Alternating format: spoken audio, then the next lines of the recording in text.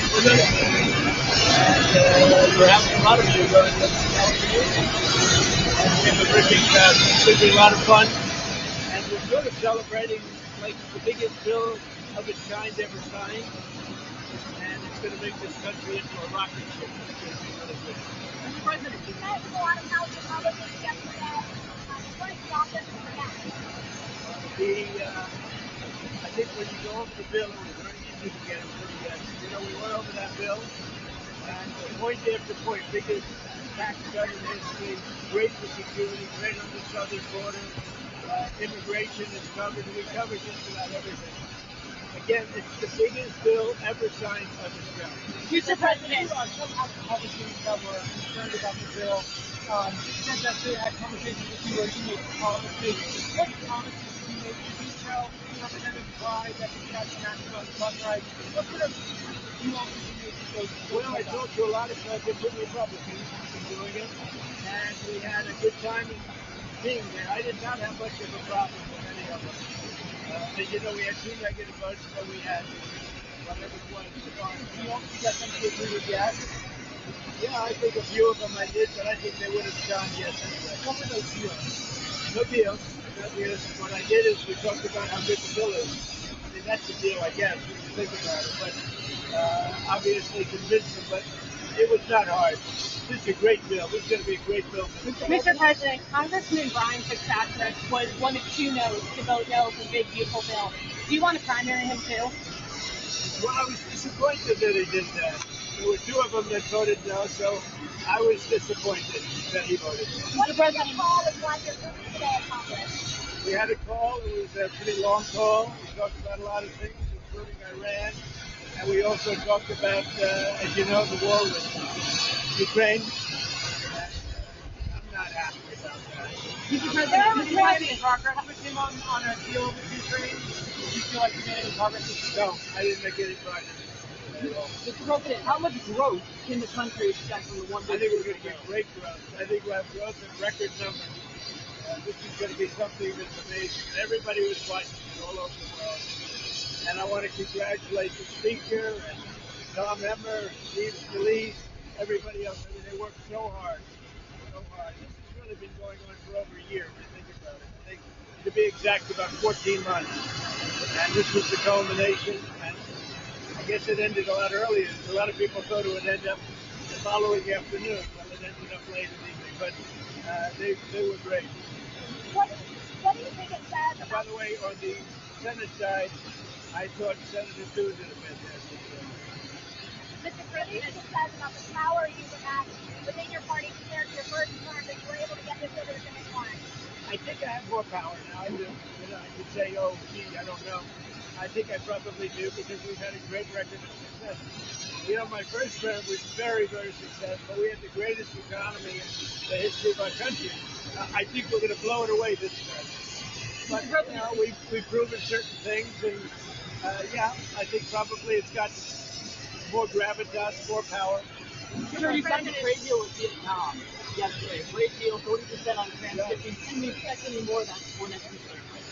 So we have a couple of other deals, but my inclination is to send a letter out and saying what tariff they're going to be paying. It's just much easier. We have far more than 170 countries.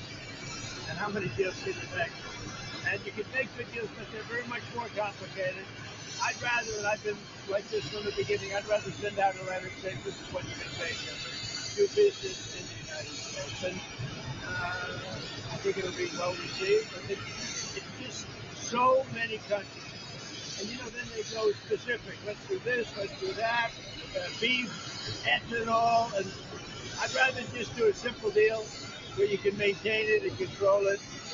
You're going to pay a 20% or 25 or 30% tariff. And we're going to be sending some letters out starting probably tomorrow, maybe 10 a day, to various countries saying what they're going to pay to do business with the U.S. Mr. President, a Kingston of Republican congressman was gunned down last night in Washington, D.C. Do you think it's time for Congress to take back control of D.C.? I think that D.C. has to become a very safe place. And we're not going to let anything bad happen in D.C. our beautiful DC. And we're not going to let anything bad. We'll have something to say about it next week. My friend, why did you pull back why did you pause weapons in Ukraine? Why did you pause weapons shipments? We haven't. We're giving weapons, but we're giving so many weapons. But we are giving weapons, and we're working with them and trying to help them.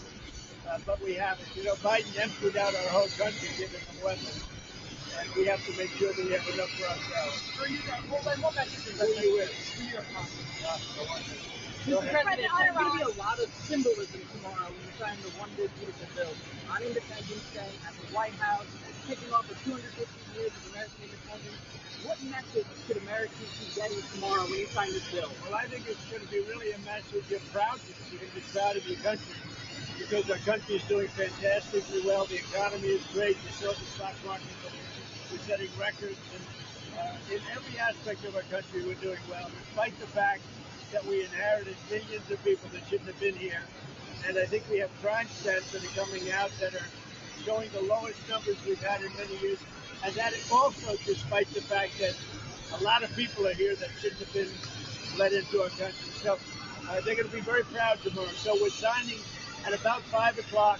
And at about 5 o'clock, we're going to have B-2s and F-22s and F-35s flying right over the White House. And the Speaker and I and John Thune, we're all there together with most Republican senators and congressmen and women. And it's going to be a great day. So we'll be signing with those beautiful planes flying right over our heads. What are your expectations for the next round of talks between talks and the Iranian counterparts? What we're going to see. Steve is a great guy. He's a great negotiator. Iran does want to speak, and I think they'd like to speak to me. And it's time that they do. We're not looking to hurt them. We're looking to let them be a country again. They got beat up, and they were both exhausted, frankly. But Iran really got beat up, and I think they want to meet.